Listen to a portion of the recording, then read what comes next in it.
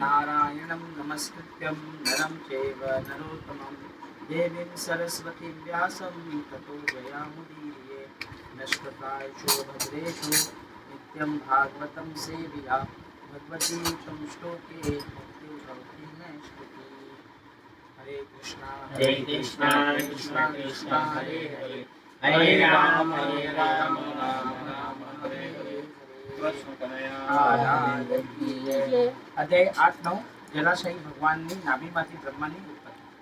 मैत्रेय उवाच सत्सेविनियो वत पुरुवंशो यल्पोपालो भगवत प्रधान बहुचिते हाजित कीर्तिमाला पदे पदे नूतन यस्य वीक्षणय।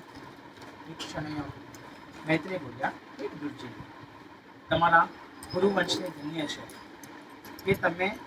કે તે વંશમાં તમે યમરાજના અવતાર તરીકે પ્રગટ થયા છો અને ભગવાનની કીર્તિમાળામાં સુંદર વચનો પરોવીને ધર્મનો વિસ્તાર કરો છો.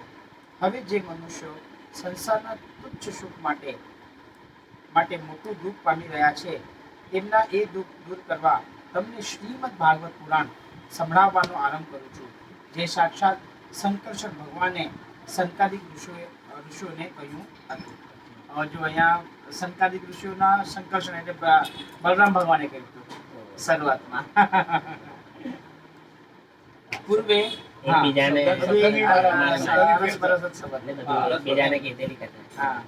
પૂર્વે અસ્ખલિત જ્ઞાનવાળા ભગવાન શંકરશન દેવ પાતાળમાં બેઠા હતા. ત્યારે સનત કુમાર વગેરે મુનિઓએ તેમની પાસે જઈને વાસુદેવ ભગવાનના તત્વ વિશે પૂછ્યું હતું. શંકરશન ભગવાનની હજારો ફેણો હજારો મુકુટના ઉત્તમ રત્નોથી અત્યંત ઝળકતી હતી. હજારો તો ફેણો છે શંકરશન ભગવાનના. અને નાગ પદ્મિનીઓ તેમની પૂજા કરતી હતી. તે સમયે નિવૃત્તિ ધર્મમાં આસક્ત સનત કુમારોએ પૂછવાથી શંકરશન ભગવાને તેમને શ્રી ભાગવત પુરાણ કહ્યું હતું. સંત કુમારોએ તે ભાગવત પુરાણ વ્રતધારી સાંખ્યાન ઋષિને કહ્યું હતું. પછી તે સાંખ્યાન ઋષિએ પોતાના શિષ્ય અને અમારા ગુરુ પરાશર તથા બૃહસ્પતિને તે ભાગવત કહ્યું હતું. દયાળુ પરાશર મુનિએ તે આદ્ય પુરાણ મને કહ્યું હતું અને એ જ પુરાણ આજે હું તમને કહું છું. હે શ્રોતાઓ, શ્રીમદ ભાગવત મહાપુરાણની કથા મૈત્રેય મુનિ વિદુરજીને કહી સંભળાવે છે અને તે જ કથા મહામુનિ સુખદેવજી રાજા પરીક્ષિતને સંભળાવે છે. નૈમિષારણ્યમાં એકત્ર થયેલા સંકાદિક આદિ મુનિઓએ સૂત પણ આ જ કથા સંભળાવે છે. આ રીતે મૂળ કથાઓ વિસ્તાર ચાલતો આવ્યો છે. પ્રલયકાલે આ જગત એક સમુદ્ર જળ શેષશાહી આદિનારાયણ જાગૃત થયા. પ્રલયકાલે આ જગત એક સમુદ્રના જળમાં ડૂબ્યું હતું. ત્યારે શ્રી નારાયણ ભગવાન એકલા જ સાગરના જળ ઉપર શેષ નાગરૂપી સંયમમાં સૂતા હતા. પોતાની ચૈતન્ય શક્તિથી યુક્ત રહી સત, ત્રેતા, દ્વાપર અને કલી હજારો યુગે સુધી ભગવાને યોગ નિદ્રા વડે જળમાં શયન કર્યું. પછી ફરી સૃષ્ટિ રચવાના સમયે ભગવાનની જ કાળ શક્તિએ શ્રી નારાયણને જાગૃત કર્યા. પરમ પુરુષ શ્રી નારાયણે જાગૃત થઈને જોયું તો સૂક્ષ્મ ભૂત વર્ગ કાળથી પ્રેરણા પામેલા રજોગુણ વડે વિકાસ પામી અત્યંત સૂક્ષ્મ સ્વરૂપે થઈ નારાયણની નાભીમાંથી કમળના દોડા રૂપે જળના ઉપર ભાગમાં પ્રગટ થયો. તે કમળનો દોડો પોતાની ક્રાંતિથી સૂર્યની પેટે સમુદ્રના વિશાળ જળને પ્રકાશિત કરતો હતો. પછી કમળને ઉત્પન્ન કરનાર ખુદ વિષ્ણુ ભગવાને પોતે જ કમળમાં પ્રવેશ કર્યો. એટલે તેમાં પોતાની મેળે સંપૂર્ણ વેદોને જાણનારા બ્રહ્મા ઉત્પન્ન કે ભગવાને સ્વયં પોતાની નાભીમાંથી કમળની ઉત્પત્તિ કરી. હવે એ કમળની ઉત્પત્તિમાંથી સૂર્યનો પ્રકાશ જેટલો તેજોવાન થાય એટલું તેજોમય જગત થઈ ગયું. અને ભગવાને સ્વયં એમાં જ પ્રવેશ કરીને પછી બ્રહ્માની ઉત્પત્તિ કરી. સ્વયંભૂ ઉત્પન્ન થયેલા બ્રહ્માએ કમળની કડીમાં બેઠા બેઠા નજર કરી તો કોઈ પણ લોકને તેમણે નિહાળ્યું નહીં. એટલે તેમણે લોકોને જોવા માટે સર્વ દિશાઓમાં ડોક ફેરવી અને આકાશમાં જોયું. તેથી તેમને ચાર મુખો આપણે સરળ વાત કરી દીધી. બ્રહ્મદેવે કમળને લોક તત્વને કે પોતે પોતાને પણ જ્યારે જાણી શક્યા નહીં ત્યારે તેમણે વિચાર્યું કે આ કમળ કે જેના ઉપરના ભાગમાં હું છું તે કોણ છે? જળના અફાટ વિસ્તારમાં આ એક જ કમળ ક્યાંથી ઉતર્યું? આ કમળની ઉત્પત્તિનું સ્થાન જરૂર નીચે હશે. તેમ વિચારી અજન્મા બ્રહ્મદેવે એ કમળની નાળની અંદર છિદ્ર દ્વારા જળમાં પ્રવેશ કર્યો. અપાર અંધકારમાં આ રીતે પોતાનું ઉત્પત્તિ કારણ શોધતા બ્રહ્માને 100 વર્ષ જેટલો લાંબો કાળ વીતી ગયો. 100 વર્ષ વીતી ગયા જસ્ટ અંદર લોકમાં કરવામાં. બ્રહ્માજીને 100 વર્ષ નીકળી ગયા. એટલે 100 બ્રહ્માજીના 100 વર્ષ એટલે કેટલા કહેવાય? 100 વર્ષમાં એમ કોઈ છેડો ના મળ્યો. તે વિચારી અજરના બ્રહ્મદેવે એક કમળની નાની અંદર છિદ્ર દ્વારા જળમાં પ્રવેશ કર્યો. અપાર અંધકારમાં આ રીતે પોતાનું ઉત્પત્તિ કારણ શોધતા બ્રહ્માને 100 વર્ષ જેટલો લાંબો કાળ વીતી ગયો પણ તેમને કોઈ જાણવા મળ્યું નહીં. એટલે બ્રહ્માજી પાછા ફરીને કમળમાં આવીને બેઠા. તેમણે ધીમે ધીમે શ્વાસ રોકી ચિત્તને એકાગ્ર કરી 100 વર્ષ સુધી સમાધિ યોગનો આશ્રય લીધો. એટલે તેમને યોગ દ્વારા નિશ્ચયાત્મક જ્ઞાન થયું અને પૂર્વે જે ભગવાન રૂપ વસ્તુ શોધતા ન જણાઈ હતી તે વસ્તુ પોતાના હૃદયમાં સ્વયં પ્રગટેલી તેમણે જોઈ. કે તપ કર્યું. તપ કરવાથી શુદ્ધિકરણ થઈ અને શુદ્ધિકરણથી પછી એમના હૃદયમાં જ ભગવાનના દર્શન થયા. પ્રલયકાળના તે જળમાં કમળના નાળ જેવા શ્વેતવર્ણા લાંબા શેષનાગના શરીરરૂપી પલંગ પર એક પુરુષ સૂતા હતા. બરાબર ને? શાંતાકારમ ભુજગશયનમ. આપણે કહે ને શ્લોકમાં આવે છે કે શાંતાકારમ ભુજગશયનમ. ભુજગશયનમ તો ભુજગ એટલે સ્વયં શેષનાગ.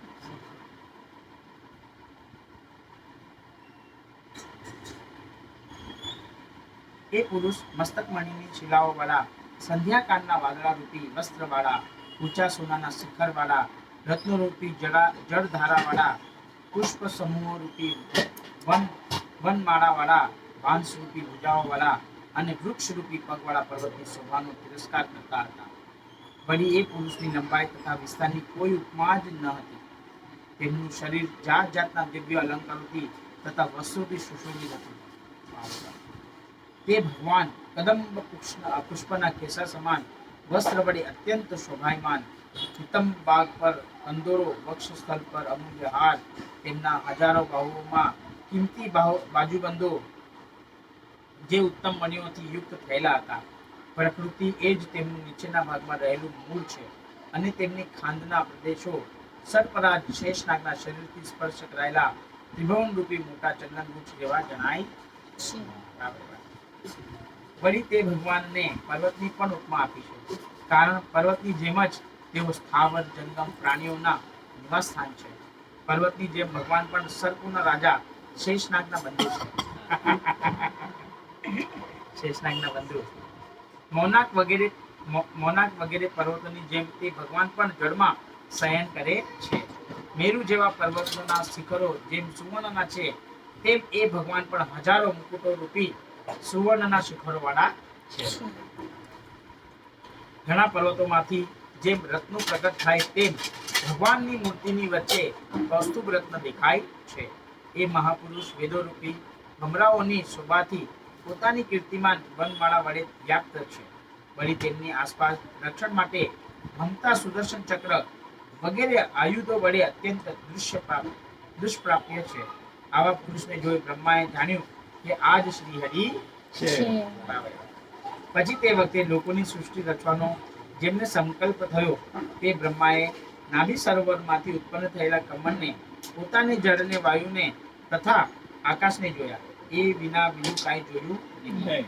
એટલે તેમણે ભગવાન શ્રી નારાયણ વિશે મન સ્થાપી સૃષ્ટિની રચના માટે આ પ્રમાણે સ્તુતિ કરી. સહકર્મ બીજ રજ સોપ્રક્તઃ પ્રજા શુશ્રુ ક્ષત્રિય દેવ દૃષ્ટવા અસ્તો દવી સગર્ભા મુખસ્થા નો અવ્યયમ વ્યક્ત વરવન્યનાભિ વેસિતાત્મના. બ્રહ્માએ કરેલી શ્રી નારાયણની સ્તુતિ. બ્રહ્મો વાચ જ્ઞાતો અસી મેધે મે અધ શુચિરાત્મુ દેહભાજન નાયતો ભગવતો ગતિર્યવધ્યમ નાન્યત્વદતિસ્તિ ભગવનરપી તદ શુદ્ધ માયા ગુણ વ્યક્તિ કરાર ગુરુ વિભાષિસ. બ્રહ્મા બોલ્યા, હે ભગવાન, મેં ઘણી લાંબી ઉપાસના પછી આપને જાણ્યા છે. પ્રાણીઓ આપ ભગવાનની ગતિ જાણી શકતા નથી. આ જગતમાં આપના વિના બીજું કાંઈ સત્ય નથી. જો કે બીજી વસ્તુ દેખાય છે પણ તે સત્ય નથી. કારણ માયાના ગુણોનો વિકાર થવાથી જ આપ અનેક સ્વરૂપે જણાવો છો. આપની ચૈતન્ય શક્તિ હંમેશા પ્રકાશિત હોવાથી અજ્ઞાન તો આપથી દૂર જ રહે છે.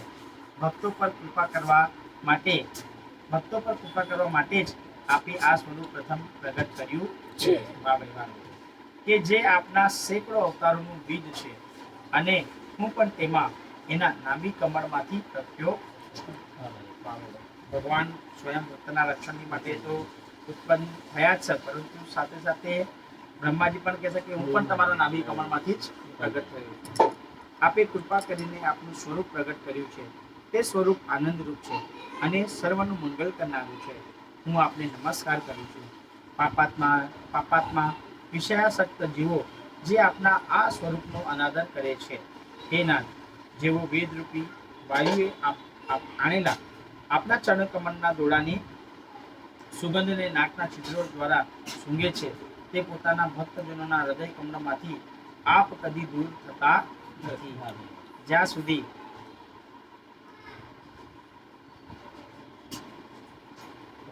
એટલે મંદિરમાંથી બી ફૂલ આપવામાં આવે છે તો આપણે પેલા એના મસ્તક પર લગાડીએ, પછી આપણે એના સૂંઘીએ છીએ.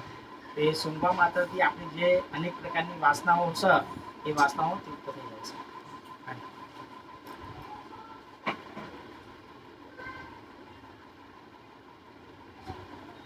જ્યાં સુધી લોકો આપના નિર્ભય ચરણનો આશ્રય કરતા નથી ત્યાં સુધી જ તેઓને ધન, ઘર, ભય, શોક, તૃષ્ણા, પરાભવ, મારું તારું એવો મિથ્યા દુરાગ્રહ રહ્યા કરે છે. જે દિનજનો લોકથી પ્રેરાઈને ઈચ્છિત સુખ માટે નિત્ય પાપી કૃત્યો કરે છે તેઓની બુદ્ધિનો તેમના ગુરુદેવે વિનાશ કર્યો છે. હે ભગવાન, સુધા, તુષા, વાત, પિત્ત, કફ એ ત્રણ ધાતુઓ તાળ, તાપ અને વરસાદ તથા પરસ્પર તથા એકબીજા વડે પૂર્ણ કરવો અશક્ય એવો કામાગ્નિ અને અસ્ખલિત ક્રોધ આ બધાને લીધે વારંવાર પીડાતી આ પ્રજાઓને જોતા મારું મન ખેદ પામે છે. હે દેવ, જો ઋષિઓ પણ આપના કથા પ્રસંગથી વિમુખ રહે તો તેઓ પણ આ સંસારમાં જન્મ મરણાદિ પામે છે. એમના જે સત્સંગની કથા હતી એને પાછી જન્મ લેવો પડે છે. જન્મ મરણના ફેરવામાં આવવું જ પડશે. અગર જો આપણે ભગવાનની કથા ભજન બી નહીં કરીશું, ભગવાનની કથા પણ નહીં સાંભળીશું તો ફરીથી પુનરપી જન્મ પુનરપી મરણ આપણને કરવું જ પડશે.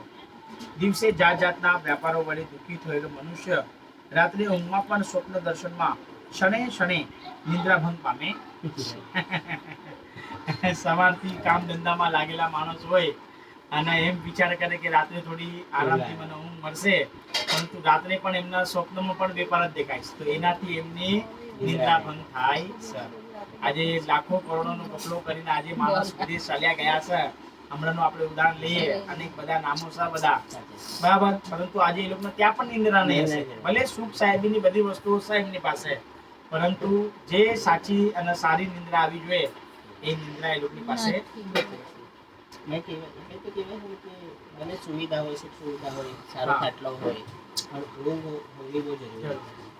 બધું જ હોય આપણી પાસે અને જો ઊંઘ જ ના હોય, ના હોય તો મતલબ ઘરમાં 56 ભોગ ભર્યા હોય ને ભૂખ જ ના હોય, તે વસ્તુનું શું મહત્વ? હે ભગવાન, ભક્ત પુરુષો પોતાની બુદ્ધિ વડે સ્વેચ્છાએ આપના જે સ્વરૂપનું ધ્યાન કરે છે તે સર્વ સ્વરૂપોને આપ ભક્તો પર કૃપા કરવા પ્રગટ કરો છો. હૃદયમાં જેઓએ કામનાઓ બાંધી છે એવા દેવગણો આપને પુષ્પપહાર વગેરેથી પૂજે છે, છતાં આપ તેવા પ્રસન્ન થતા નથી. જેવા દુર્જનોને દુર્લભ પ્રાણી માત્ર ઉપરની દયાથી પ્રસન્ન થાઓ છો, અર્થાત સકામ પુરુષો પર આપ અત્યંત પ્રસન્ન થતા નથી. માટે કામ પ્રાપ્તિ એ ક્રિયાઓનું ઉત્તમ ફળ નથી, પણ આપની પ્રસન્નતા જ એ જ સર્વ ક્રિયાઓનું શ્રેષ્ઠ ફળ છે. એટલે કહેવાય છે કે આપણી બધી પોતાની કામેચ્છાઓ પૂરી કરીએ એ આપણી ઇન્દ્રિય તૃપ્તિ માટે છે, પરંતુ ભગવાનના ઇન્દ્રિયની માટે કરીએ, ભગવાનના સેવાની માટે કરીએ તો એ પરમ સિદ્ધિને આપણે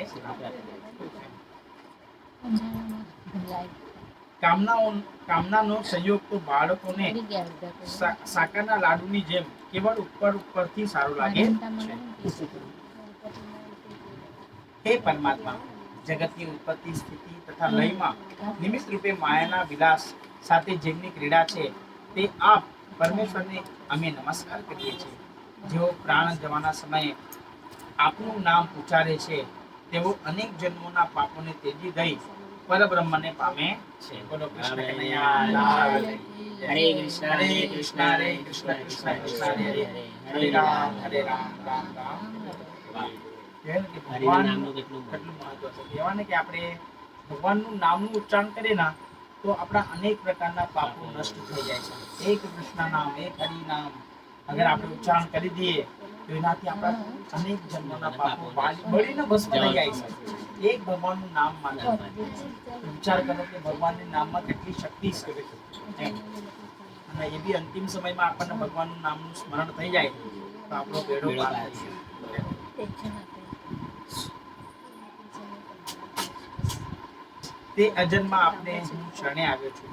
સૃષ્ટિના આરંભ સમયે જેને મૂળ અધિષ્ઠાન અથવા કારણ આપ પોતે જ છો, એવી પ્રકૃતિના તમે ત્રણ સ્વરૂપ સત્વ, રજસ અને તમસ એવા વિભાગ કર્યા અને જગતની ઉત્પત્તિ, સ્થિતિ અને નાશના કારણ રૂપ હું બ્રહ્મા, વિષ્ણુ તથા શંકર એ ત્રણેય મોટી શાખાઓ વાળા ભુવન વૃક્ષ સ્વરૂપ આપ ભગવાનને હું નમસ્કાર કરું છું.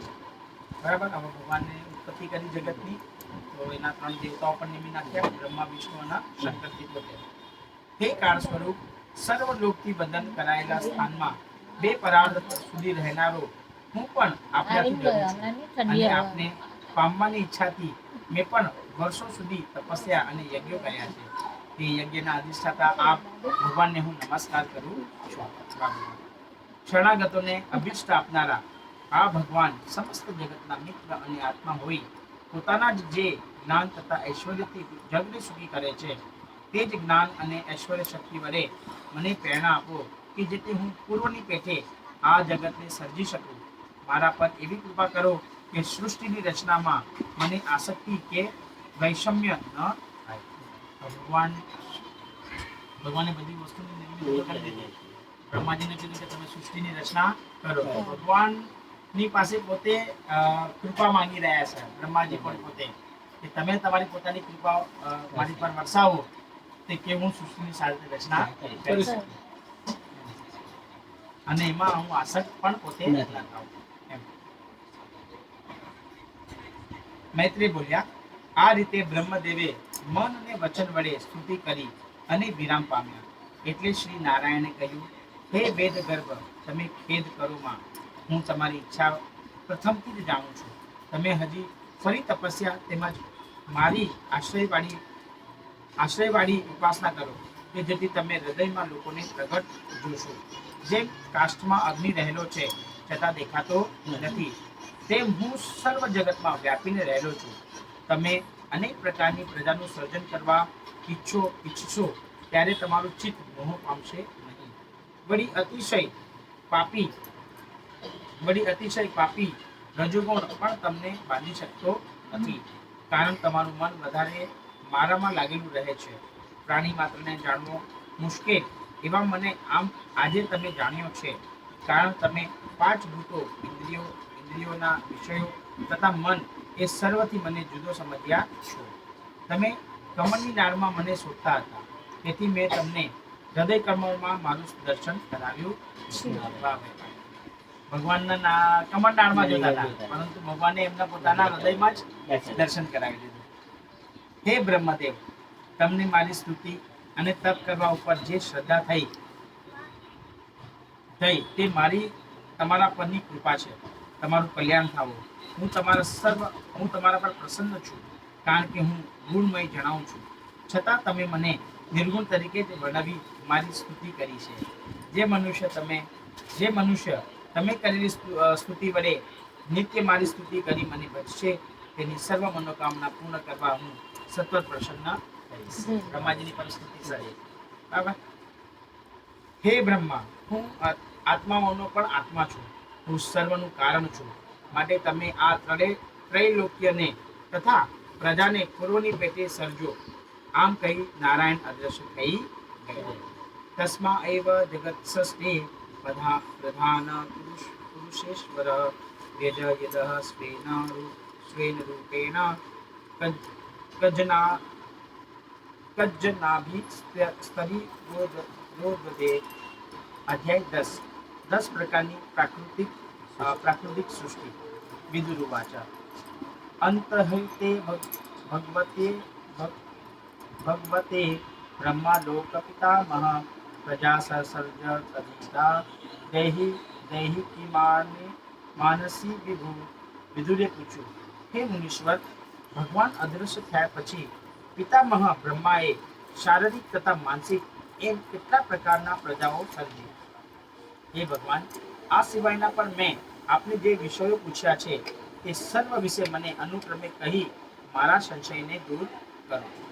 સૂત બોલ્યા, હે શૌનકાદિક વિદુરની આ પ્રમાણેની પ્રાર્થના સાંભળી મુનિ મૈત્રેય પ્રસન્ન થઈ સર્વ પ્રશ્નોના ઉત્તર આપવા લાગ્યા. મૈત્રેય બોલ્યા, અજન્મ ભગવાને કહ્યું તે પ્રમાણે બ્રહ્માએ શ્રી નારાયણમાં મન સ્થાપી દેવતાઓમાં 100 વર્ષ સુધી તપ કર્યું. પછી બ્રહ્માએ જોયું કે પોતાની ઉત્પત્તિ સ્થાનરૂપ કમળ તથા જળ પ્રલયકાળના બળવાન વાયુથી કંપી રહ્યું છે. તેથી તેઓ વાયુને જળની સાથે પી ગયા. કારણ તપ તથા પરમાત્મા સંબંધી જ્ઞાન અને ઉપાસનાને લીધે તેમનું વિજ્ઞાન બળ ઘણું જ વધ્યું હતું. પછી આકાશવ્યાપી કમળ સામે જોઈ વિચાર્યું કે આ કમળ વડે હું લય પામેલા સર્વ લોકોને પ્રથમ સર્જીશ. એમ વિચારી બ્રહ્માએ તે કમળકોશમાં પ્રવેશ કર્યો અને એ જ કમળના 3 લોકમાં વિભાગ કર્યા.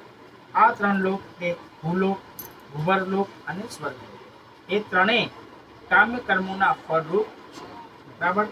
હવે બ્રહ્માજીએ આ ત્રણેય લોકની ઉત્પત્તિ કરી. તો પહેલા તો ભૂલોક એટલે આપણું ભૂમિનું, પછી ભવરલોક અને ભૂવલોક અને સ્વર્ગલોક. આ 3 લોક છે. તેથી દરેક કલ્પની સાથે તેમની ઉત્પત્તિ અને નાશ થયા કરે છે. તેનાથી ઉપરના મહરલોક, તપલોક, આવા ઉપરના લોક બધા મહરલોક, તપલોક, જનલોક, સત્યલોક અને બ્રહ્મલોક નો નાશ કલ્પની સાથે થતો નથી, કેમ કે તે નિષ્કામ કર્મના ફળ સ્વરૂપ છે અને તેઓની સ્થિતિ 2 પરાગ સુધીની હોય છે. વિદુરજી બોલ્યા, હે મહામુનિ, શ્રીહરિનું કાળ નામનું તે જ સ્વરૂપ આપે કહ્યું છે તેનું વર્ણન આપ કરો. 2 પરાગ એટલે બ્રહ્માજીના 50 વર્ષ પ્રથમ પરાગમાં આવે અને બીજા 50 વર્ષ બીજા પરાગમાં આવે. એટલે 50 વર્ષ બ્રહ્મા સુવશે અને 50 વર્ષ બ્રહ્મા જાગશે. એ રીતે એનું 100 વર્ષનું આયુ છે બ્રહ્માજી. પ્રાકૃત સૃષ્ટિઓ. મૈત્રી બોલ્યા, સત્વાદી ગુણોનું મહત્વાદી જે પરિણામ થાય છે અને તેને લીધે જુદા જુદા આકારે જે જણાય છે તેનું નામ કાળ કહેવાય છે. કાળ તો નિર્વિશેષ આદિ તથા અંત રહિત છે. કાળ એ ભગવાનનું જ સ્વરૂપ છે. ભગવાનનું સ્વરૂપ પોતે કાળ સાથે. પૂર્વે આ જગત વિષ્ણુની માયામાં લીન થઈ કેવળ બ્રહ્મ સ્વરૂપે જ રહ્યું હતું. તેને ઈશ્વરે કાળરૂપ નિમિત્તથી પ્રગટ કર્યું. આ જગત જેવું હમણાં છે તેવું પહેલા પણ હતું અને પછી પણ તેવું જ હશે. આ જગતની સૃષ્ટિ 9 પ્રકારની છે અને પ્રાકૃત તથા વૈકૃત ભેદથી 10મી સૃષ્ટિ પણ છે. આ જગતનો પ્રલય પણ કાળથી, દ્રવ્યથી તથા ગુણોથી એમ 3 પ્રકારે થાય છે. પ્રલય કયા કયા વસ્તુથી કીધો? એક કાળથી, દ્રવ્યથી અને ગુણોથી. પરમાત્માથી સત્વાદી ગુણોથી જે વિષમતા થઈ તેનાથી મહત્તત્વની પ્રથમ સૃષ્ટિ થઈ. બીજી સૃષ્ટિ અહંકારની છે, જેથી 5 મહાભૂતો, જ્ઞાનેન્દ્રિયો, ઇન્દ્રિયોના દેવતાઓ, મન તથા કર્મેન્દ્રિયો ઉત્પન્ન થાય છે. ત્રીજી સૃષ્ટિ ભૂત સૃષ્ટિ છે, જે 5 તન્માત્રાઓનો સર્ગ છે. તે 5 સ્થૂળ મહાભૂતોને ઉત્પન્ન કરે છે. ચોથી સૃષ્ટિ ઇન્દ્રિય સૃષ્ટિ છે, જેમાં કર્મેન્દ્રિય તથા જ્ઞાનેન્દ્રિયો ઉત્પન્ન થઈ. પાંચમી સૃષ્ટિ સાત્વિક અહંકારના કાર્યરૂપ વૈકારિક સૃષ્ટિ કહેવાય છે અને તેમાં ઇન્દ્રિયોના અભિમાનની દેવતાઓ તથા મનનો સમાવેશ થાય છે. છઠ્ઠી સૃષ્ટિ તામસી સૃષ્ટિ અવિદ્યાની છે, જે મનુષ્યને આવરણ તથા વિક્ષેપ કરનારી છે. આ 6 ને પ્રાકૃત સૃષ્ટિઓ કહે છે. વૈકૃત સૃષ્ટિ. હવે વૈકૃત સૃષ્ટિઓની વિગતો સાંભળો. 7મી સૃષ્ટિને સ્થાવરોની સૃષ્ટિ કહી છે. આ 6 પ્રકારની છે: વનસ્પતિ, ઔષધિ, લતા, વાસ, વિરુદ્ધ તથા વૃક્ષો. પુષ્પ વિના ફળે છે, ફળે તેને વનસ્પતિ. પુષ્પ વડે ફળે તેને વનસ્પતિ કહેવાય. ફળ આપ્યા પછી નાશ પામે તે ઔષધિ.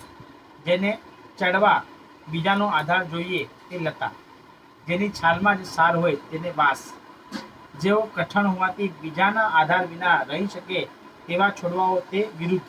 અને જેને ફૂલ આવ્યા પછી જ ફળ આવે તેને વૃક્ષ કહેવાય. હવે આ બધી વસ્તુની વ્યાખ્યા. આઠમી સૃષ્ટિ પશુ પક્ષીઓની છે. તે 28 પ્રકારની છે. પશુ પક્ષીઓ અજ્ઞાની હોય છે. તેમને માત્ર આહારનું જ જ્ઞાન હોય છે. હવે આપણે પશુઓ કહેવાય છે કે 4 પગના તો પશુ હોય જ છે, પરંતુ હમણાં આજના સમયમાં જે 21મી સદી ચાલી રહી છે એમાં 2 પગના મનુષ્ય પણ જોઈ રહ્યા છે આપણે, કે જે સવારથી સાંજ ગધેડાની જેમ મહેનત કરે છે, પરંતુ આત્મા વિશે જ્ઞાનની પ્રાપ્તિ કરતા નથી. કે કથાઓનું શ્રવણ, કે કીર્તનોમાં સહભાગ, કે કથાઓમાં સહભાગ લેતા નથી. તો આ ભલે આ 4 પગના અજ્ઞાની પશુઓ છે કે જે અજ્ઞાની છે, બરાબર છે, કે ખાલી એમના આહારનું જ જ્ઞાન છે. તેવી રીતે આપણા 2 પગના મનુષ્યો પણ છે કે જે ખાલી સવારથી સાંજ ખાલી 2 વખતની રોટલીની માટે મહેનત કરે, આહારની માટે મહેનત કરે. સૂંઘવાથી વસ્તુને જાણ છે તેઓના 28 ભેદ આ પ્રમાણે છે. 9 બે ખરીવાળા પશુઓ જેવા કે ગાય, બળદ, પાડો, ભેંસ, બકરું. 6 એક ખરીવાળા પશુઓ ગધેડો, ઘોડો, ખચ્ચર. 5 નખવાળા પશુઓ જેવા કે કૂતરું, શિયાળ, વરુ વગેરે. જળચર પ્રાણીઓ જેવા કે કાચબો, ઘો, મગર તથા અન્ય પશુ પક્ષીઓ આ સૃષ્ટિમાં ગણાય છે. 9મી સૃષ્ટિ મનુષ્યોની છે. આ મનુષ્યો અધિક રજોગુણવાળા, કર્મ કરવામાં તત્પર રહેનારા અને દુઃખમાં પણ સુખ આપનારા હોય છે. 10મી સૃષ્ટિ છે તે સનતકુમાર આદિની છે. જે કૌમાર સૃષ્ટિ છે તે 2 પ્રકારની છે: વૈકૃત અને પ્રાકૃત. વૈકૃત દેવ સૃષ્ટિ જણાવી તે 8 પ્રકારની છે: દેવો, પિતૃઓ, અસુરો, ગંધર્વો, અપ્સરાઓ તથા યક્ષો, રાક્ષસો તથા ભૂતો, પિશાચો, સિદ્ધો અને ચારણો, વિદ્યાધરો અને કિન્નરો. આ બધી વૈકૃત સૃષ્ટિમાં આવે છે. હે વિદુરજી, આ 10 પ્રકારની સૃષ્ટિઓ બ્રહ્માએ રચેલી છે. દેવો તથા અસુરો વગેરે જે આ કલ્પમાં વર્ણવ્યા છે તેઓ જ તે નામે તથા તે રૂપે બીજા મન્વંતરોમાં હતા. દેવાસુરા દયાશસ્ત કલ્પે અસ્મિન ये च कीर्त्य एव नाम रूपा अभ्यासानं मन्वन्तरो राअन्तरे. અધ્યાય 11. પરમાણુ આદિના લક્ષણોથી કાળની ગણતરી. મૈત્રેય ઉવાચ. ધર્મઃ સદ્ધિ શેષણા મને કૌ અસ્ત્યુસ્ત સદા પરમાણુ સવિજ્ઞેયો નૃણામેક્યો ભ્રમો યતઃ.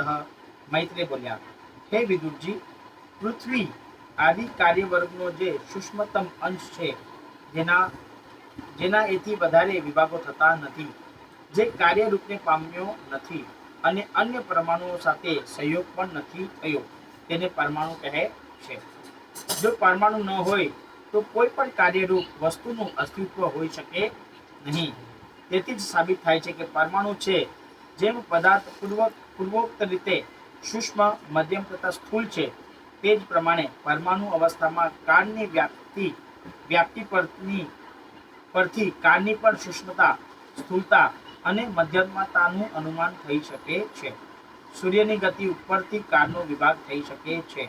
જેમ કે સૂર્ય જેટલા કાળે એક પરમાણુ પ્રદેશને ઓળંગે તેટલા કાળ પરમાણુ કાળ કહેવાય છે, અને જેટલો કાળે 12 રાશિ રૂપ સમગ્ર ભુવન મંડળને ઓળંગે તેને પરમ મહાન કાળ કહે છે. આ પરમ મહાન કાળ જ સંવત્સર રૂપ હોય, વધતો યુગ, મન્વંતર આદિ છેક 2 પરાર સુધી થઈ શકે છે. હવે આપણે બધા સંવત્સરો આવે ને 2081, 2082, તો આ બધા સૂર્યની કાળગણનાના પ્રમાણે ચાલે છે. 2 પરમાણુઓનો અણુ થાય અને 3 અણુઓ ત્રસરેલું કહેવાય. આવા 3 ત્રસરેણુઓને પાર કરવામાં સૂર્યને જેટલો સમય લાગે તેટલો કાળ ત્રુટિ કહેવાય છે. 100 ત્રુટિઓને 1 વેદ, 3 વેદને 1 લવ, 3 લવને 1 નિમેષ, 3 નિમેષને 1 ક્ષણ, 5 ક્ષણોને 1 કાષ્ઠા અને 15 કાષ્ઠાને 1 લઘુ કહે છે. આ બધું તત્વજ્ઞાન છે. 15 લઘુની 1 ઘડી, 2 ઘડીનું 1 મુહૂર્ત છે કે 7 ઘડીઓનો 1 પહર થાય છે, જે મનુષ્યના દિવસ કે રાત્રિનો ચોથો ભાગ. હે વિદુરજી, 15 રાત્રિ દિવસનું 1 પખવાડિયું છે. પખવાડિયામાં બે છે, શુક્લ પક્ષ અને કૃષ્ણ પક્ષ. આ 2 પખવાડિયા મળી મહિનો થાય. જે પિતૃઓને 1 રાત્રિ દિવસ થાય, 2 મહિનાની 1 ઋતુ અને 6 મહિનાનું 1 અયન થાય છે. હવે આવી રીતે પખવાડિયું પણ બને, 2 અયન, આપણા 2 પક્ષ, કૃષ્ણ પક્ષ અને સૂર્ય પક્ષ, અને આ રીતે 2 પખવાડિયા થાય, જે પિતૃઓનો 1 રાત્રિ દિવસ થાય છે. 1 મહિનાની 1 ઋતુ અને 6 મહિનાનું 1 અયન થાય છે. એટલે દક્ષિણાયન અને ઉત્તરાયણ એમ 2 થાય છે. જે દક્ષિણ તથા ઉત્તર એમ 2 પ્રકારનું છે. 2 અયનને દેવોનો રાત્રિ દિવસ કહે અને મનુષ્યનું 1 વર્ષ કહેવાય છે. મનુષ્યનું વધારેમાં વધારે આયુષ્ય 100 વર્ષ કહ્યું. આપણા મનુષ્યનું આયુષ્ય 100 વર્ષનું છે. વર્ષકાળના 5 ભેદ છે: સંવત્સર, પરિવત્સર, ઈંડાવત્સર, અનુવત્સર અને વત્સર. સૂર્યની ગતિ મપાય તે સંવત્સર, સૂર્યની ગતિથી જે મપાય તે સંવત્સર, બૃહસ્પતિની ગતિથી મપાય તે પરિવત્સર.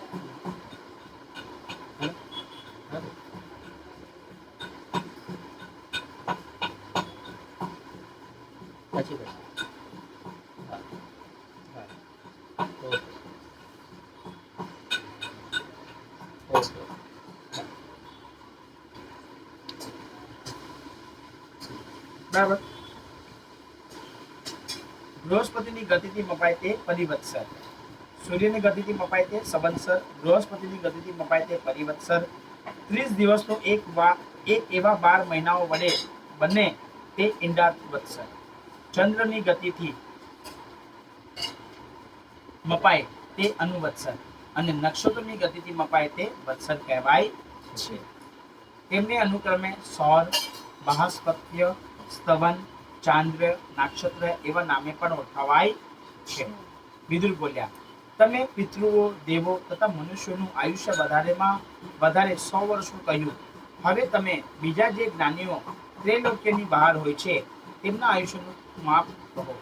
મૈત્રેય બોલ્યા, દેવતાઓના 12,000 વર્ષો વડે સંધ્યા તથા સંખ્યાના અંશની સાથે સત્ય, ત્રેતા, દ્વાપર અને કલી આમ 4 યુગો વર્ણવ્યા છે. મનુષ્યના વર્ષની ગણતરી પ્રમાણે 17,28,000 વર્ષ સતયુગના, 12,96,000 વર્ષ ત્રેતાયુગના, 8,64,000 વર્ષ દ્વાપર યુગના અને 4,32,000 વર્ષ કળિયુગના છે. હવે આપણને ભગવદ્ ગીતામાં આપણે ઓલરેડી આનું મેન્શન શરૂઆતમાં થયેલું છે, બરાબર, કે આ જેટલા પણ યુગો છે, 4 યુગો, એની ગણતરી આ રીતેની છે. બધાથી ઓછી આયુ કળિયુગની છે, બરાબર, 4,32,000 વર્ષ. એમાંથી અત્યાર સુધી 5,500 વર્ષ થયા છે, બરાબર. સતયુગમાં ધર્મ 4 ચરણો વાળું હોય છે. પછી બીજા યુગમાં વધતા અધર્મને લીધે તે એક ચરણથી ઓછો થતો જાય છે. ત્રણેય લોકની બહાર મહરલોક વગેરે છેક બ્રહ્મલોક સુધીના લોકમાં 4,000 યુગનો એક દિવસ અને તેટલી જ રાત્રિ હોય છે. બાપ રે બાપ, 4,000 યુગનો એક દિવસ, બાપ રે બાપ, હોય છે, જેમાં બ્રહ્મા ઊંઘે છે. રાત્રિ પૂર્ણ થયા બાદ આરંભેલી લોક રચના છેક 14 મહિનો સુધી વ્યાપીને બ્રહ્માંડના આખા દિવસ સુધી ચાલે છે.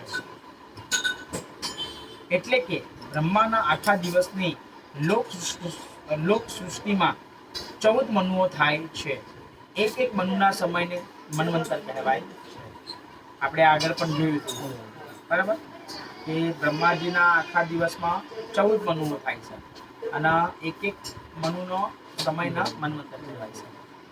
આવા પ્રત્યેક મન્વંતરમાં ભગવાન સત્વગુણ ધારણ કરી પોતે મનુ રૂપે પ્રગટ થઈ જગતનું રક્ષણ કરે છે.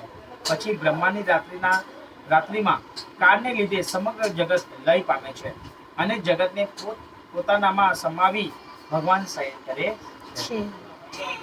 ભૂર, ભુવર અને સ્વર એ ત્રણેય લોક એ ભગવાનમાં જ લય પામે છે. અને સૂર્ય તથા ચંદ્ર પણ સર્વ સ્થળથી દૂર થાય છે. બ્રહ્માના આયુષ્યનો અર્ધ ભાગ પરાધ કહેવાય છે. આવો પૂર્વ પરાધ આયુષ્યમાંથી ચાલ્યો ગયો, હમણાં તેના બીજો પરાધ ચાલે છે. પૂર્વ પરાધમાં પહેલા બાહ્ય કલ્પ હતો, જેમાં બ્રહ્મા ઉત્પન્ન થયા હતા, તેથી તેને શબ્દ બ્રહ્મ પણ કહેવાય છે. પૂર્વ પરાધને અંતે બીજા ભાગમાં જે કલ્પ હતો તે પાદ્મ કલ્પ કહેવાય છે, જેમાં શ્રી હરિ વરાહ રૂપે થયા હતા, તેથી હે વરાહ કલ્પ નામે પ્રસિદ્ધ છે. ભગવાન કપિલ, પૃથુરાજા, દક્ષ પ્રજાપતિ અને નૃસિંહ અવતારની કથાઓ પદ્ય કલ્પની છે.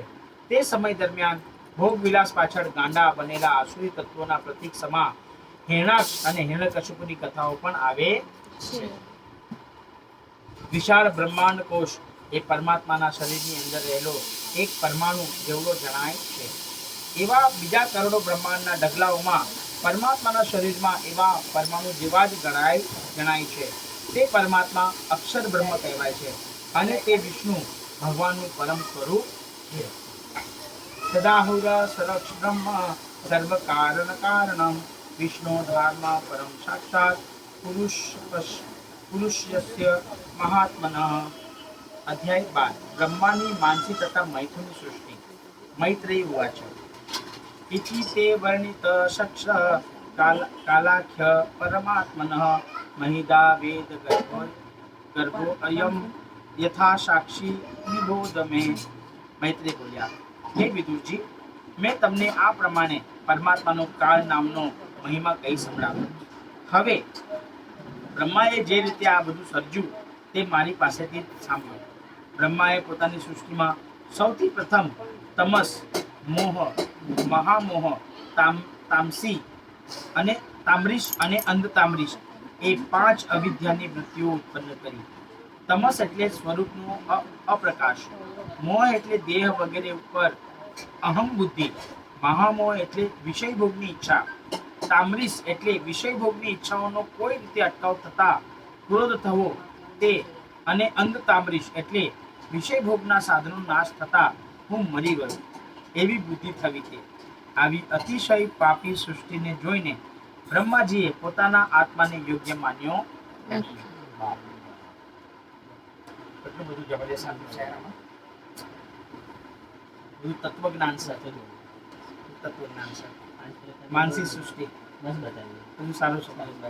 તેમણે ભગવાનના ધ્યાનથી પવિત્ર મન વડે સનક, સનંદન, સનાતન અને સનતકુમાર એ 4 મુનિઓ રૂપી બીજી સૃષ્ટિ ઉત્પન્ન કરી. તેને માનસ સૃષ્ટિ કહે છે. મુનિઓ અને પ્રજાપતિઓ બ્રહ્માના માનસ પુત્ર કહેવાય છે. મુનિઓ અને પ્રજાપતિઓ બ્રહ્માજીના માનસ બ્રહ્માજીના મનથી ઉત્પન્ન થયા કહેવાય છે. બ્રહ્માએ માનસ પુત્રોને પ્રજા સર્જવા આદેશો આપ્યો હતો, પણ તેઓ મોક્ષ માર્ગના ઈચ્છુક હતા, તેથી તેમણે પ્રજા સર્જી નહીં. પોતાની આજ્ઞાનું ઉલ્લંઘન થતા બ્રહ્માજીને ક્રોધ આવ્યો. તેમણે ક્રોધને રોકવા આરંભ કર્યો, છતાં તે ક્રોધ બ્રહ્માની ભ્રુકુટીની વચ્ચેથી નીલ લોહિત કુમાર રૂપે તત્કાળ ઉત્પન્ન થયો. દેવોના પૂર્વજ તે શિવ ભગવાન ઉત્પન્ન થઈ તરત જ લડવા લાગ્યા. તે બોલ્યા, હે ધાતા, હે જગતના ગુરુ, તમે મારા નામ પાડો અને રહેવાનું સ્થાન કરો. વાહ ભાઈ વાહ. હવે ચતુષ્કુમારોની ઉત્પત્તિ કરી અને એમને કીધું તમે સૃષ્ટિ કરો, પરંતુ કોઈ સૃષ્ટિ કરવા માટે તૈયાર નહોતા. બધા ભગવાનની પ્રાપ્તિની માટે મોક્ષના માર્ગે જવાની માટે ઈચ્છુક હતા.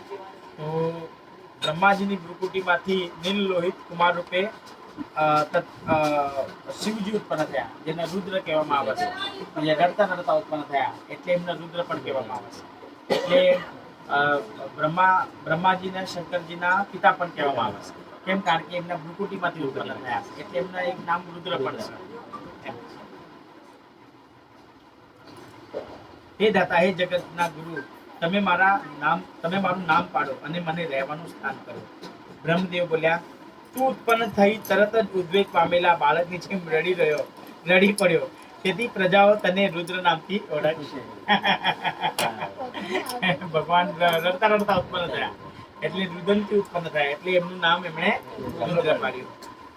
મેં તારે માટે હૃદય, ઇન્દ્રિયો, પ્રાણ, આકાશ, વાયુ, અગ્નિ, જળ, પૃથ્વી, સૂર્ય, ચંદ્ર અને તપ એ સ્થાનો પ્રથમથી જ નક્કી કર્યા છે. મનુ, મહેસાન, મહાન, શિવ, ઋતુધ્વજ, ઉગ્રરેતસ, ભવ, કાળ, વામદેવ અને ધૃતવત આ 11 નામે તું પ્રસિદ્ધ થઈશ. હવે રુદ્રના નામ પણ આપી દીધા. આ બધા નામ એમના નામ છે.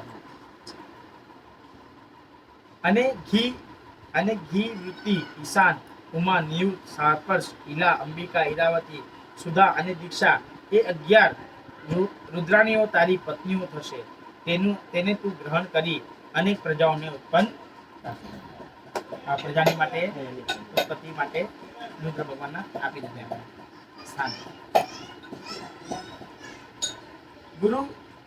ગુરુ બ્રહ્મદેવની આજ્ઞા થતા ભગવાન રુદ્રે પોતાના બળ, આકૃતિ તથા સ્વભાવ વડે પોતાના જેવી જ ભૂત, પ્રેત, પિશાચ જેવી ભયંકર પ્રજાઓ ઉત્પન્ન કરવા માંડી, જે ચારે તરફથી જગતને ગળી જતા જોઈ પ્રજાપતિ બ્રહ્મા શંકિત થયા. તેમણે રુદ્રદેવને આવી પ્રજાઓ ઉત્પન્ન કરવાનું કહ્યું અને કહ્યું, તમે પ્રાણી માત્રને સુખ આપનારું તપ કરો, તમારું કલ્યાણ થાઓ. શંકર રુદ્ર ભગવાને પોતાની જેમ જ ભૂત પિશાચની સૃષ્ટિની ઉત્પત્તિ કરી અને એ ભૂત પિશાચ ગયા બ્રહ્મદેવની પાસે અને બ્રહ્મદેવનું ગળું પકડવા લાગ્યા. તો બ્રહ્માજીએ શંકર રુદ્ર ભગવાનને કીધું કે તમે આવી ઉત્પત્તિ મત કરો, તમે શાંત થાઓ અને તમે તપ કરો અને લોકોનું કલ્યાણ કરો અને તમારું કલ્યાણ થાય. બ્રહ્મદેવની આજ્ઞા થતા જ રુદ્રદેવે તપ કરવા વનમાં ગયા. પછી તે બ્રહ્મ સૃષ્ટિની રચના સંબંધી વિચાર કરવા લાગ્યા. તેવામાં લોક રચનામાં કારણભૂત 10 પુત્રો તેમનાથી ઉત્પન્ન થયા, જેવા કે મરીચી, અત્રિ, અંગિરસ, પુલત્સ્ય, પુલહ, કર્તુ, ભૃગુ, વશિષ્ઠ, દક્ષ અને નારદ. બ્રહ્મદેવના ખોળામાંથી નારદ, જો હવે કોણ ક્યાં ઉત્પન્ન થયું. બ્રહ્મદેવના ખોળામાંથી નારદ, અંગૂઠામાંથી દક્ષ, પ્રાણથી વશિષ્ઠ, ચામડીમાંથી ભૃગુ, હાથમાંથી કર્તુ, નાભીમાંથી પુલહ, 2 નેત્રોમાંથી અત્રિ અને મનથી મરીચી ઉત્પન્ન. આ બધા જે બધા ઋષિઓ સા, બધા મુનિઓ સા, આ બધાની ઉત્પત્તિ સ્વયં બ્રહ્માજીએ પોતાના માનસમાંથી. બ્રહ્માના જમણા સ્તનમાંથી ધર્મ અને તેમની પીઠમાંથી અધર્મ ઉત્પન્ન થયો. બરાબર. વળી બ્રહ્મદેવના હૃદયમાંથી કામ, ભ્રુકુટીમાંથી ક્રોધ, હોઠમાંથી લોભ, મુખમાંથી વાણી, લિંગમાંથી સમુદ્રો અને ગુદામાંથી પાપોના આશ્રયરૂપ નિવૃત્તિ રાક્ષસ ઉત્પન્ન થયો. તેમજ બ્રહ્માની છાયામાંથી દેવહૂતિના પતિ પ્રભુ કદમ ઉત્પન્ન થયા. આ રીતે બ્રહ્માના મન તથા શરીરથી આ જગત ઉત્પન્ન મન અને શરીરમાં આ બધાની ઉત્પત્તિ. હે વિદુરજી, બ્રહ્માએ વિચાર્યું કે પૂર્વકલ્પમાં જેમ લોકો હળીમળીને રહેતા હતા તેવા લોકોને હું કેવી રીતે સમજીશ. આવો વિચાર કરતા જ તેમના મુખમાંથી ચાર વેદો તેમજ હોતા, ઉદ્ગાતા, અર્ધવયુ તથા બ્રહ્મા એમ ચાર ઋત્વિજોના કર્મ, યજ્ઞોના વિસ્તાર, ઉપવેદો, ન્યાયો, ધર્મના ચાર ચરણો, ચાર આશ્રમો તથા ચારેય આશ્રમોની આજીવિકાઓ પણ ઉત્પન્ન થઈ. વિદુરજી બોલ્યા, હે તપોધન, બ્રહ્માજીએ મુક્તિ જે વેદ ઉત્પન્ન કર્યા હતા તે અમને કહી સંભળાવો.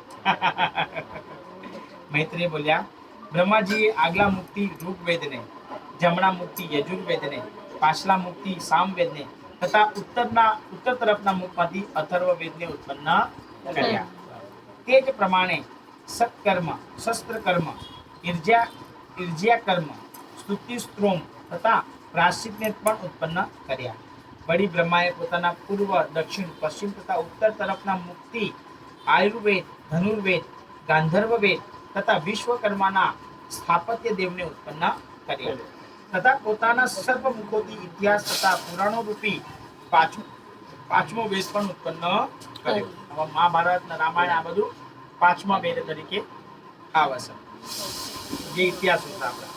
વળી તેમણે પૂર્વ મુક્તિ ષોડશી અને ઉત્કંઠ યજ્ઞને, દક્ષિણ મુક્તિ ઋષિ તથા અગ્નિષ્ટોમ યજ્ઞને, પશ્ચિમ મુક્તિ આપ્યોયામ તથા અત્રિરાત્ર યજ્ઞને, એમ ઉત્તર મુક્તિ વાજપેયી તથા ગોસવ યજ્ઞને ઉત્પન્ન કર્યા.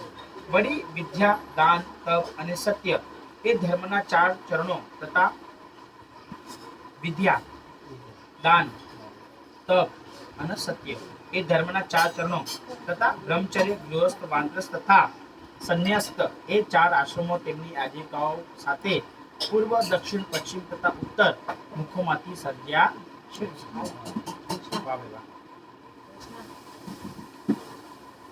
બ્રહ્મચર્ય આશ્રમ ચાર પ્રકારના છે: સાવિત્ર, પ્રાજાપત્ય, બાહ્ય અને બૃહદ. જનો લઈ ગાયત્રીનો ઉપદેશ લેતા 3 દિવસ બ્રહ્મચર્ય પડાય તે સાવિત્રી કહેવાય. કોઈ પણ વ્રતનું પાલન કરતા 1 વર્ષ સુધી જે બ્રહ્મચર્ય પડાય તે પ્રાજાપત્ય કહેવાય. વાહ ભાઈ વાહ. વેદાભ્યાસ સુધી બ્રહ્મચર્ય પાળવાનું હોય છે તે બાહ્ય કહેવાય. અને જન્મથી માંડી છેક જીવન પર્યંત બ્રહ્મચર્ય પાડે તે બૃહદ અર્થાત નૈષ્ઠિક બ્રહ્મચારી કહેવાય છે. વાહ ભાઈ વાહ. નૈષ્ઠિક બ્રહ્મચારી. વનમાં રહેનારા વાનપ્રસ્થો 4 પ્રકારના છે: વૈખાનસ, વાલ્ખિલ્ય, ઔદુંબર અને ફેનક. બ્રહ્મદેવના પૂર્વ મુખમાંથી મોક્ષ વિદ્યા, દક્ષિણ મુખમાંથી ધર્મ વિદ્યા, પશ્ચિમ મુખમાંથી કામ વિદ્યા અને ઉત્તર મુખમાંથી અર્થ વિદ્યા ઉત્પન્ન થઈ. તેમજ બ્રહ્મદેવના પૂર્વ, દક્ષિણ, પશ્ચિમ તથા ઉત્તર એમ 4 અનુક્રમે મુખમાંથી ભૂ, ભુવઃ અને સ્વઃ, સ્વ અને મહ એ 4 વ્યાહતિઓ ઉત્પન્ન થઈ. અને ઓમકાર બ્રહ્માના હૃદયાકાશમાંથી ઉત્પન્ન થયો. તેમાં રૂવાડામાંથી કૃષ્ણિક છંદ, ત્વચામાંથી ગાયત્રી, માંસમાંથી ત્રિતૃપ્ત, સ્નાયુ નામની નાડીથી અનુષ્ટુપ્ત, હાડકામાંથી જગતી, મજ્જામાંથી પંક્તિ અને પ્રાણથી બૃહતિ છંદ ઉત્પન્ન. ક થી મ સુધીના 25 સ્પર્શ અક્ષરો બ્રહ્માજીના જીવ રૂપે થયા. અ વગેરે સ્વરો તેમનું શરીર કહેવાય. ક્ષ, ક્ષ, સ, હ એ ઉષ્માક્ષરો એમની ઇન્દ્રિયો કહેવાય. ય, ર, લ, વ એ 4 અંતસ્થ અક્ષરો તેમનું બળ કહેવાય. અને સ, લ સ્વરો જેવા કે નિષાદ, ઋષભ, ગાંધાર, ષડજ, મધ્યમ, દૈવત અને પંચમ બ્રહ્માની ક્રીડામાંથી થયા. બ્રહ્માએ પ્રથમ કામાસક્ત શરીર છોડ્યું. તે ઝાકળ તથા અંધકાર રૂપે થયું હતું. તેથી હવે તેમણે બીજું શરીર ધારણ કરી સૃષ્ટિ રચવાનું મન કર્યું હતું. અહીં સુધીમાં બ્રહ્માની માનસિક સૃષ્ટિ કહી હવે તેમની મૈથુની સૃષ્ટિ કહેવામાં આવે છે. વાહ ભાઈ વાહ. મૈથુની સૃષ્ટિ. બ્રહ્માજીએ સૃષ્ટિનો વિસ્તાર કરવા વિચાર કર્યો એટલે તેમને સ્ફૂર્ણા થઈ અને તેમણે પરમાત્માની કૃપાની રાહ જોવા માંડી. સમય જતા બ્રહ્માના શરીરના જે બે ભાગ થયા તે બે ભાગમાંથી સ્ત્રી પુરુષનું યુગલ થયું. તેમાં પુરુષ ભાગ તે સ્વયંભૂ મનુ કહેવાયા અને સ્ત્રી ભાગ તે બન્યા રાણી શત્રુપા. મનુ મહારાજ અને શત્રુપા. આપણે કહેવાય છે ને કે આપણે મનુષ્ય તરીકે થયા તો આપણે મનુ મહારાજના વંશજ છે એટલે માટે આપણું નામ પડ્યું મનુષ્ય અને આપણી માતા છે સ્વયં શત્રુપા એમ. પરંતુ આપણને ઇતિહાસમાં કઈ અલગ જ ગણવામાં આવ્યું. ડાર્વિનના નિયમને પ્રમાણે આપણને એમ જણાવ્યા કે આપણે વાંદરા છે, પરંતુ આપણે વાંદરા નથી, પરંતુ આપણે આપણા પૂર્વજ મનુના શત્રુપા આમાંથી આપણી મનુષ્યની ઉત્પત્તિ થઈ છે એમ. ચલો